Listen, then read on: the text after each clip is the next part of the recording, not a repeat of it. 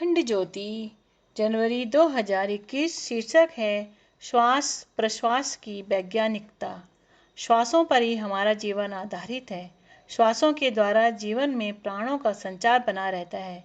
गहरा श्वास हमें सक्रिय, सतेज एवं उत्साहित बनाए रखता है। जब हम गहरा श्वास लेते हैं तो उसमें हमारा मन शांत रहता है, क्योंकि वे न्यूरॉन्स सक्रिय नहीं होते हैं जो मस्तिष्क के उत्तेजना केंद्र से संपर्क करते हैं। गहरा श्वास लेने के लिए अलग न्यूरॉन होते हैं या वे न्यूरॉन मस्तिष्क के उन हिस्सों से जुड़ते हैं जो शरीर को शांत व शीतल बनाए रखते हैं। चिंता व तनाव को दूर करने के लिए कहा जाता है कि लंबा और धीमा व गहरा श्वास लेना चाहिए। इस तरह की हिदायत मन को शांति देने के लिए दी जाती है। इसी प्रकार ध्यान की जो पुरानी परंपरा है उसमें भी शांति के लिए नियंत्रित श्वास का प्रयोग किया जाता है। अब पहली बार वैज्ञानिकों ने इस बात पर शोध द्वारा मोहर लगाई है कि गहरा श्वास तन व मन को शांत करता है। श्वास लेना शरीर की सबसे आवश्यक व लचीली प्रक्रिया है। हम अपने दिल की धड़कनों को अपनी मर्जी से बदल नहीं सकते, लेकिन जिस तरह से हम श्वास लेते हैं उसे बदला जा सकता है, या हम जानबूझकर भी कर सकते हैं, जैसे श्वास को थोड़ी देर के लिए रोक लेना, आहें भरना या जम्भाई ले लेना। कोशिकाओं के स्तर पर मन व शरीर किस प्रकार श्वास का नियमन करते हैं, या फिर श्वास किस तरह मन व शरीर को प्रभावित करता है, यह अब तक एक रहस्य ही बना हुआ है।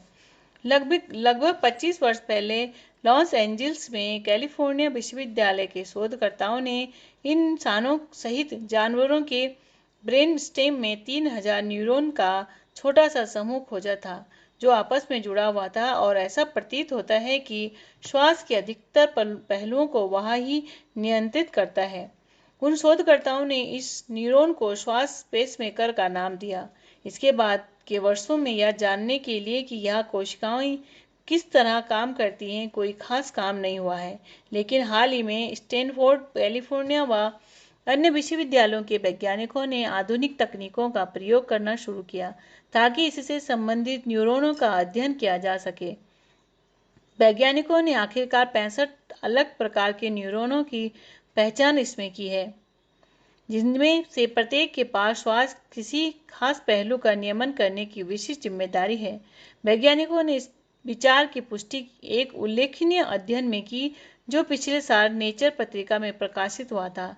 इस अध्ययन में वैज्ञानिकों ने चूहों को एक प्रकार की पेसमेकर कोशिका पर विकसित होने दिया। जब वैज्ञानिकों ने चूहों में एक वायरस इंजेक्ट किया जो केवल उन्हीं कोशिकाओं को मारता है, तो चूहों ने गहरा श्वास लेना बंद कर दिया। इंसानों की तरह ही चूहे भी आमतौर से कुछ मिनटों के बाद गहरा श्वास लेते हैं। इन कोशिकाओं से आदेश न मिलने पर गहरा श्वास लेना बंद हो गया। इसमें दो राय नहीं है कि यह अध्ययन मील का पत्थर था, लेकिन इससे पेसमेकर व अन्य न्यूरॉनों की क्षमताओं पर एक नए सवाल खड़े हो गए। इसीलिए अभी हाल ही में हुए अध्ययन में जो साइंस पत्रिका में प्रकाशित हुआ है, शोधकर्ताओं ने ध्यानपूर्वक चूहों में श्वास संबंधी एक अन्य प्रकार के न्यूरॉन को विकल किया।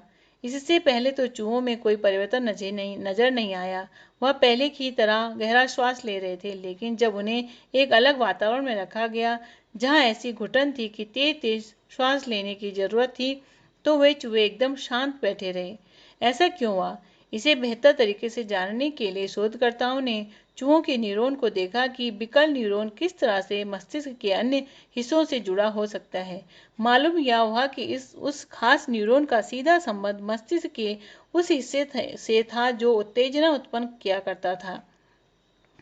यह क्षेत्र मस्तिष्क के अन्य हिस्सों को संकेत देता है कि हम जाग जाएं, सतर्क हो जाएं और कभी-कभी अधिक व्याकुल या चिंतित हो जाएं।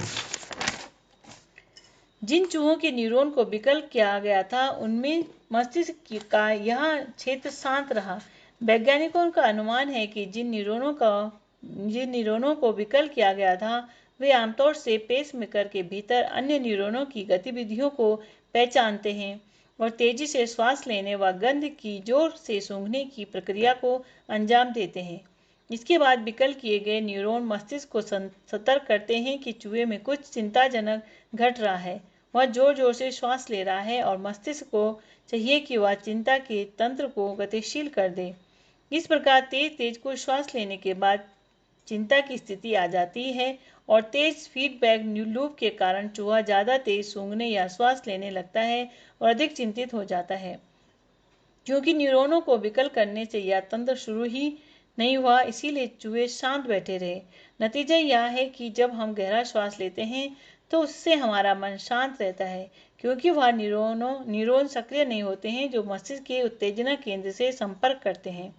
विज्ञान की पहुंच पहले ही वहां तक नहीं हो, लेकिन इस प्रयोग से यह तो पता चलता ही है कि प्राणायाम से मस्तिष्क शांत एवं शीतल हो सकता है, लेकिन वैज्ञानिक पेसमेकर के भीतर सभी प्रकार के न्यूरॉनों और उनकी गतिविधियों का अध्ययन जारी रखने की योजना बनाए हुए हैं। अब तक जो अध्ययन हुए हैं उनमें सिर्फ चूहों पर प्रयोग किया गया है, इंसानों पर नहीं। लेकिन इंसानों के श्वास पेसमेकर भी चूहों से काफी मिलते जुलते हैं।